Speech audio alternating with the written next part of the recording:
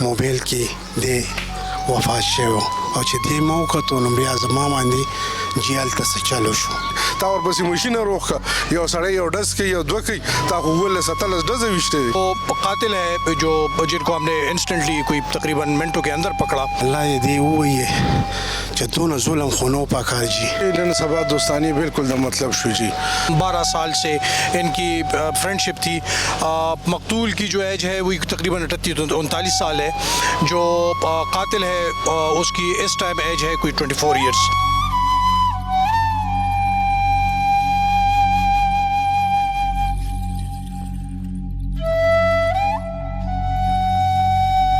لزولس کالو شو چې د دې خپلو کې یارانه دوستانه وه. یو سړی په خپله باندې روغ غواړي او بیا تل ته ولي نو ظالمه تا ته ویلی سو.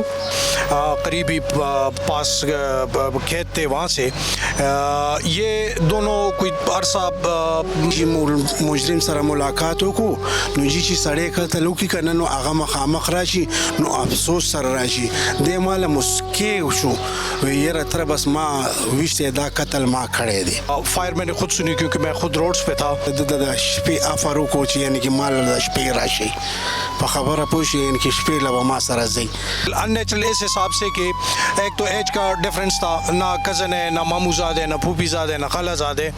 اور چیزیں یہاں تک پہنچی تھی بقول قاتل کہ وہ جو غیر اخلاقی ڈیمانڈز اور یہ سارا کچھ وہ سلسلہ وہ میری برداشت سے کافی باہر ہو گیا تھا. بسم اللہ الرحمن الرحیم. میں ہوں احسن امان. ناظرین، کہا جاتا ہے کہ دوستی کا رشتہ خون سے زیادہ مضبوط ہوتا ہے، لیکن پشاور میں ایسا ہی ایک واقعہ رونما ہوا جس نے دوستی کے نام پر اعتماد ختم کر دیا. جی ہاں، یہ واقعہ تھانہ شرکی کے علاقے میں پیش آیا جہاں پر دوست نے اپنے ہی دوست کو بے دردی سے قتل کر دیا اور پھر ایسا الزام لگایا کہ سننے والا چونک اٹھا. یہ الزام کیا ہے؟ اصل حقائق کیا ہے؟ ملزم کیوں اتنا مجبور ہوا؟ قاتل کو کیوں مارا گیا؟ یہ تمام ڈیٹیل میں اپنی اس رپورٹ میں آپ کو دکھاؤں گا. ہم ورثہ سے بھی بات کریں گے اور پولیس آفیشل کا موقف بھی لیں گے. ہمارے ساتھ ہی رہیے.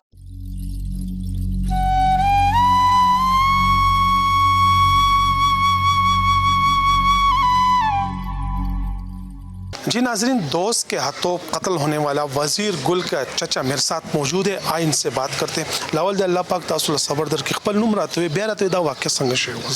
بسم الله الرحمن الرحیم. جی زما نوم رنزیب دی، زما د وراره نوم وزیر ګلو. داسې حساب و جی چې د شپې دا وراره مې روان شو ورپسې رنګ راغو. چې رنګ راغو نو ما اواز پې وکړو چې راشئ ما سره روټۍ وخورئ. ده وویل وی یاره زه راځم تره وی بیا به سره مړی نیمه والم. دی چې جي لاړو نو ملګري په رنګ راغلی وه نو چې ملګري له لاړو دی هلته نو چې دی ګنټه یوه نیمه دوه پس ما پسې خلک راغم د دې ملګرو چې دی ما پسې ور وډزولو وی یاره وی تی ترې مل چې بلکل زه یې ترې یم. نو ما ته وی یاره وی وزیر ګل داسې څه واقعه شوې ده او وی تاسو تاڼې ته یې اغوستې شرکۍ تاڼې والا. نو بس زه بیا لاړم، ما وراره م ځان سره کړو، دوه بچي مې م ځان سره کړ. او چې زه لاړم ورسېدم نو چې دی مې وکتو نو شرکۍ تاڼې مخامخ موبایل کې دی وفات شوی او چې دی ما وکتو نو بیا زما باندې جیل ته څه چلو شو. نو الله یې دی ووایي چې دونه ظلم خو نو پکار جي. ما خو داسې نه غوسته او که ما ته پته نو دی به ما نه بار هم نه وتی جي. دا د خپل ملګری او چې دا چا وشته؟ بالکل ذاتي ملګری و. غالبا ما خو نو لیدلی جي، خو چې دا نور رارګان مې دي او دا علاقې والا دي دی وایي چې له 12 کاله وشو چې د دې خپلو کې یارانه دوستانه وه، خو غالبا ما نو لیدلی جي. نو بیا چې شرکۍ تاڼې ته زه جي لاړم او دی ما وکتو بس زما بیا جي ډېر زیات حالات خراب شو. لکه پولیس نیولې و هغه په سپاټ باندې نیولې و او جي داسې ما تپوس وکړو چې دی دلته چې نو بیا یې راته ویل چې دا جي ورسک روډ باندې او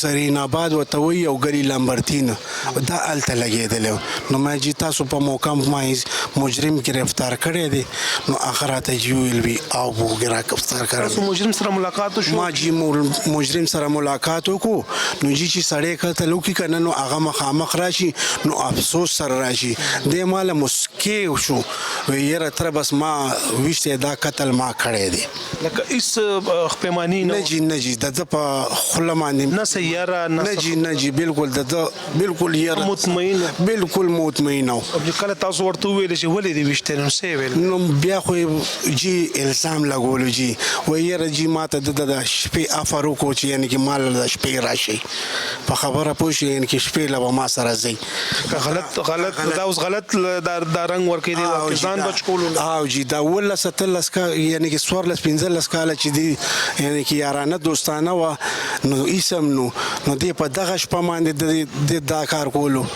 نو جي ډېر ظلم یې کړی دی ډېر زیات ظلم یې کړی دی کوم دا کوم ملزم نیول شوی دی د هغه مشران یا پلار څوک تاسو له رالل؟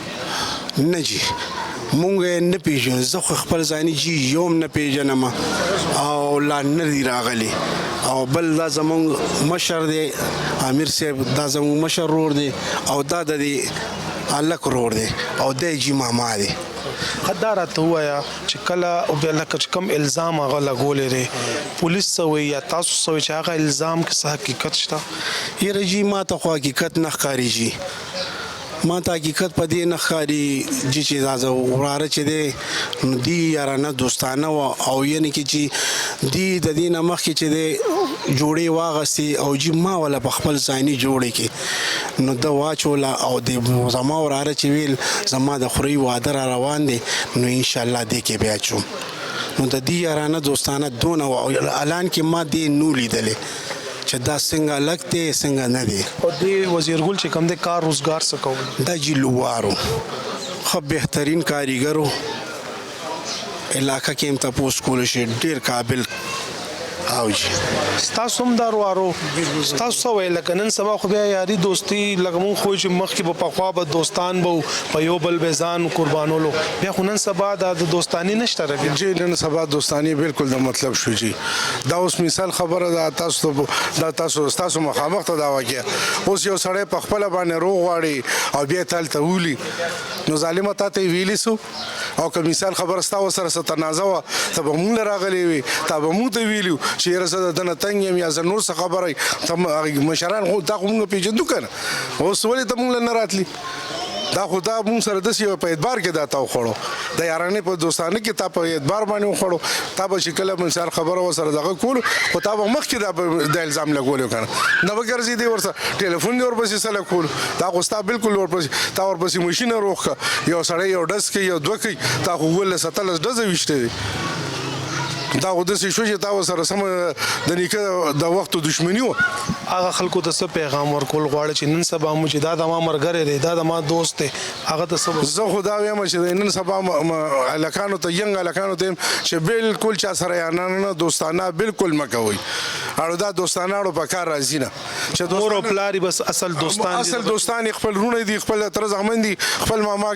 زامن دي خپلو کې دي ګرځي پر دو سره سره یارانه کوي دا خو ډېر واقعیات وشو څوک لاړو ګوره سوات کې وجل څوک یې چېرته وجل همدې یارانو دوستانو وجل او موږ له بیا هم څه دغه نه راځي چې یاره موږ افسوس پرې وکړو چې یاره نه ګرځو د مور او پلار خبره ومنو د یارونو خویندو خبره ومنو چې دغه خلکو سره نه ګرځو بهرنو خلکو سره اړو ګرځو نه وزیرګل واده کړو او چې دا واده کړو یو 15 کاله مخکې واده کړو هغه چې کوم دی د نشې په وجه باندې هغه بیا د چې کوم دی هغه د نه لاړه هغه بیا پرېښوده جي او چې لکه څه قسمه نشه کولو د چې مخکې به یې پیله چرس خیل بیا چې کوم دی د ایس شروع کړو چې ایس یې شروع کړو دی مونږ ورکړو دغه کې د هسپتال کې مو ورکړو چې هسپتال نه ووتو جي هغه ډېر زبردست شو هغه خبرې او هغه اترې د ده نه ووتې جي او بیا چې کوم دی چې د یو بل نه ګیزیدګي تېروله بیا هغه کې نور اخلاق زیات شو اخلاق د ده پخوا نه نشه د کولم په دې علاقه کې څوک داسې نشي ویلی چې یاره دا وزیرګل داسې بیکار هلک و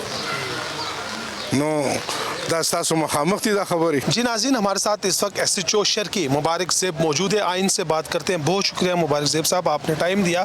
ایک قتل ہوا اور دوستی کے نام پر قتل ہوا، کیا تھا اصل حقائق کیا ہے؟ جی بسم اللہ الرحمن الرحیم، بہت شکریہ احسن. یہ آپ کو پتہ ہے پرسوں تقریباً 10:35 ہمیں اطلاع ملی، اسپاٹ پہ پہنچے. چونکہ آلریڈی ہماری پیٹرولنگ آل اراؤنڈ تھی. فائر میں نے خود سنی کیونکہ میں خود روڈز پہ تھا. تو آپ کو پتہ ہے سی سی پی او صاحب کی طرف سے ایریل فائرنگ پہ بڑا سخت ہے ان کی طرف سے ڈائریکشنز اور احکامات ہے کہ ان کے خلاف فوری کارروائی کرنی ہوگی. تو میں تو اس سلسلے میں اور بھی الرٹ ہو گیا. بہرحال پیٹرولنگ کو بھی میں نے کال دی آل اراؤنڈ. تو یہ جو اسپاٹ تھی ادھر تقریباً کوئی 5 منٹ کے اندر ہم پہنچے. تو جب پہنچے تو وہ ڈیڈ باڈی پڑی تھی اور وہ جو تھا خون میں لت پت پڑا ہوا تھا. یہ مقتول جو تھا وزیر گل، بیسیکلی اس کا تعلق نوتیا ٹینکی کا رہائشی تھا. جو قاتل ہے جن کو ہم نے انسٹنٹلی کوئی تقریباً منٹوں کے اندر پکڑا، قریبی پاس کھیت تھے وہاں سے. یہ دونوں کوئی عرصہ 12 سال سے ان کی فرینڈ شپ تھی. مقتول کی جو ایج ہے وہ تقریباً 39 سال ہے. جو قاتل ہے اس کی اس ٹائم ایج ہے کوئی 24 ایئرس. تو یہ 10-12 سال کی عمر میں یہ بقول اس کے قاتل کے کہ میں اس کے ساتھ ایک طرح سے وہ دوستانہ تھا، یاری تھی، اکٹھے کام کرتے تھے یا جو بھی تھا.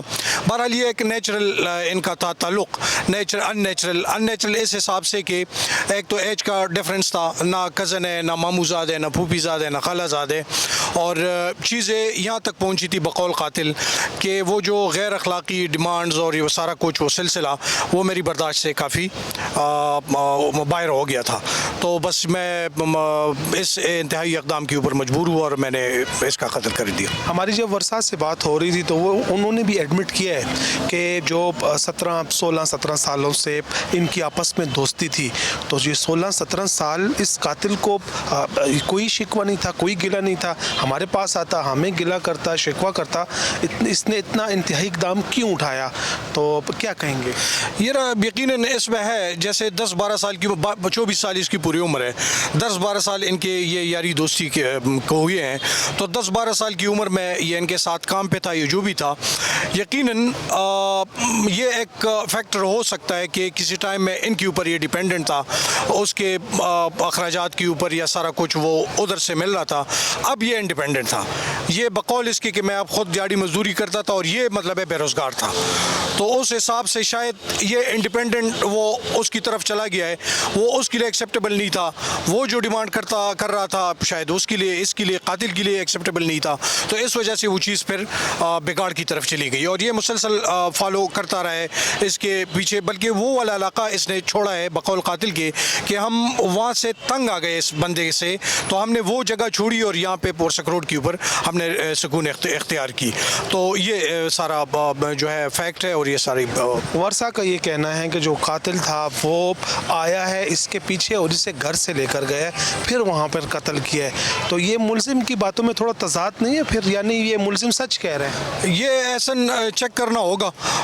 بہرحال ہمیں جو اس نے بتایا ہے کہ جیسے روٹین میں، بلکہ وہاں پہ جو ہمسائے تھے جہاں پہ قاتل کی جو رہائش ہے وہ لوگ بھی یہی گلہ کر رہے تھے کہ یہ آتا رہا ہے اور ایسے ان کو اس گھر کو تنگ کرتا رہا ہے. بلکہ ہم نے بھی بیچ میں یہ کوشش کی کہ یہ اندر نہ آئے، کیوں ایک کالونی سا ہے، کوئی تقریباً 6-7 گھر ہیں اس کالونی کے اندر، محلے کے اندر، محلہ زرین آباد. تو ان کو بھی شکوہ تھا. پھر اس کو ہم نے اتنا دبایا کہ اس نے کہا میں اندر نہیں آؤں گا، باہر اس کے لیے کھڑا میں ویٹ کروں گا. تو یہ چیک کرنا ہوگا کہ یہ گیا ہے اور اس کو لے کے آیا ہے. اگر تو ایسی بات ہوتی تو یقیناً پھر تو کہیں پہ بھی اگر تو یہ اس کی یہ انٹینشن تھی تو وہ تو پھر جب اس کے پیچھے گیا ہے تو کہیں پہ بھی رستے میں کہیں اور کسی اور جگہ پہ بالکل پراپر اس کے گھر کے سامنے یہ اگر ہو رہا ہے تو یقیناً یہ ہے کہ پھر مقتول جو ہے تو اس کے پیچھے آیا ہے اس کے گھر. جو قاتل گرفتار ہوا ہے اس کے ورثہ آئے، انہوں نے کچھ بات کی، انہوں نے کیا کہا کہ واقعی یہ قصہ ایسا ہی ہے؟ جی ہاں، ان کا تو جیسے ایف آئی آر میں باقاعدہ ان کا جو کانٹینٹ ہے، متن ہے، وہ یہی ہے کہ یہ جو مقتول ہے اس نے مجھے یہ بتا دیا کہ میں اس طرح اس کے پیچھے جا رہا ہوں، مطلب اس کو ملنے جا رہا ہوں، اس سے ملاقات ہے میری جو قاتل ہے. تو یہ باقاعدہ وہ ایف آئی آر کا حصہ بھی ہے اور جو فیکٹ ہے وہ بھی ایسے ہی لگ رہے. کیا کہیں گے دوستی دوستی کے نام پر ایسا اندوناک واقعہ ہوا. دوستی تو خون کے رشتے سے بھی زیادہ مضبوط ہوتی ہے, لیکن ہمارے معاشرے میں دوستی کے نام پر یہ جو کچھ ہو رہا ہے تو اس دوستی سے بھی اعتماد ختم ہوتا جا رہا ہے, جس طرح اور رشتوں سے اعتماد ختم ہو رہا ہے. یقیناً احسن آپ نے بڑی پرٹیننٹ اور بڑی اہم بات کی. واقعی یہ ہمارے معاشرے کا بڑا المیہ ہے کہ میں تو بلکہ یہ جب ہوا تو میں نے یہ کہا کہ یہ ان نیچرل, غیر فطری, ہر حساب سے ایک تعلق تھا جو بنا تھا, اور جو غیر فطری تعلق تھا اس کا انجام یقیناً اسی انداز سے ہونا تھا. تو یہ آپ صحیح کہہ رہے ہیں. بلکہ معاشرے میں دیکھیں تو وہ خونی رشتے بھی جو ان کے اوپر سے بھی اعتبار اٹھ گیا, یہ باقی چیزیں تو دور کی بات ہے. تو لہٰذا ہماری بھی یہی ہے, میسیج یہی ہے کہ اپنے جو آپ کی آئندہ کی نسل ہے, آپ کے جوان ہیں, ان کو باہر نہ چھوڑا جائے ایسے, بلکہ ان کی جو جن کے ساتھ ان کی صحبت ہے, جو مجلس ہے, جو محفلیں ہیں, ان کے اوپر کڑی نظر رکھی جائے اور ان کا ٹھیک ٹھاک فالو کیا جائے کہ کہاں پہ بیٹھتے ہیں, کن کے ساتھ گھومتے ہیں, پھرتے ہیں, کیا کرتے ہیں, کیسے ان کا جو ہے تو لائیولیہوڈ کا وہ چل رہا ہے سلسلہ. تو ان سب کو چیک کرنا چاہیے, ہر گھر کے ہر سربراہ کو یہ ضرور کرنا چاہیے. بہت شکریہ. سو ویری کائنڈ, تھینک یو. ناظرین, یہ واقعہ ہمیں ایک سبق دیتا ہے کہ ہر مسکراہٹ کے پیچھے نیت صاف نہیں ہوتی اور ہر دوست بھی نہیں ہوتا. اگلے پروگرام تک اجازت دے اور دیکھتے رہیے جرم داستان.